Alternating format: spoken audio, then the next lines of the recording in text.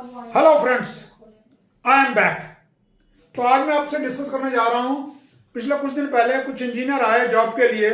तो जब हमने उनसे पूछा कि भाई क्या रीजन है, कहाँ प्रॉब्लम कहाँ है, तो कहते सर हमारी ना जो पढ़ाई है वो कोरोना के टाइम हुई थी ना, हमने एडमिशन तब लिया था, तो क्या हुआ हमें कुछ प्रैक्टिकल आता नहीं है। तो मुझे एक बार बताइए, कंपनी को इससे क्या लेना देना कि आपकी टाइम की पढ़ाई कब हुई थी, तो आपको पढ़ना चाहिए था। जैसे एग्जांपल के लिए हमने एक क्वेश्चन पूछा था कि एक ट्रांजिस्टर के बारे में क्वेश्चन पूछा था जिसका आज तक हमें कोई जवाब नहीं दे पाया। तो मैं आज आपको उसका आंसर देने जा रहा हूं। तो देखिए हमने क्या किया, एक हमने आईसी ली और माइक्रो कंट्रोल लिया और वहां से हमने दो ट्रांजिस्टर लगाए थे। एक ऊपर हमने एलईडी दे दी और रजिस्टर लगा दिया और 5 वोल्ट को यहां कनेक्ट कर दिया।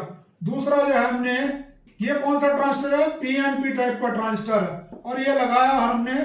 और हमारा क्वेश्चन ये था कि जब मैं यहां से 0 वोल्ट दूंगा, यहां जब मैं 5 वोल्ट दूंगा, तो मेरे बेस पर पॉइंट ए और पॉइंट बी पर क्या वोल्टेज होगी, ये भी 5 वोल्ट है। ये सिंपल सा क्वेश्चन एक एमटेक का स्टूडेंट आंसर नहीं दे पाते, फिर कहते हैं हमें नौकरी नहीं मिलती। कैसे मिलेगी नौकरी, ये देखिए मैं आपको बताता हूं।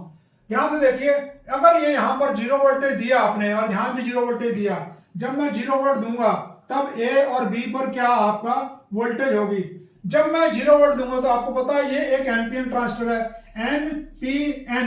और आपको पता है ट्रांजिस्टर को काम करने के लिए सबसे पहले जरूरी होता है कि वो उसका base emitter junction forward bias होना चाहिए। और जब मैंने 0 वोल्टेज दिया तो यहां भी 0 वोल्टेज, यहां भी 0 वोल्टेज, तो base emitter junction forward bias नहीं हुआ। इसका मतलब तब ये कलेक्टर और ये शॉर्ट नहीं हो पाता है। तो इसलिए क्या किया, यहां पर क्या वोल्टेज होगी, यहां से कोई भी करंट नहीं जाएगा, तो यहां पर भी 0 वोल्ट होगी ए पॉइंट पर। और जब मैंने यहां दिया तब ध्यान से देखिए, ये है P N P, P to N, N is at a lower voltage and P at higher voltage. It means ये वाला जंक्शन आपका फॉरवर्ड बायस हो जाएगा। जब ये वाला जंक्शन फॉरवर्ड बायस होगा तो यहां से यहां के बीच में 0.7 वोल्ट का ड्रॉप होगा। 5 वोल्ट से 0.7 वोल्ट कम होएगा तो क्या आएगी, 4.3 वोल्ट आएगी। और दूसरी चीज, जब मैंने 5 दिया तब देखिए यहां पर 5 वोल्ट हो गया, यहां 5 वोल्ट हुआ, यहां ग्राउंड हुआ, तब ये फॉरवर्ड बायस हो गया।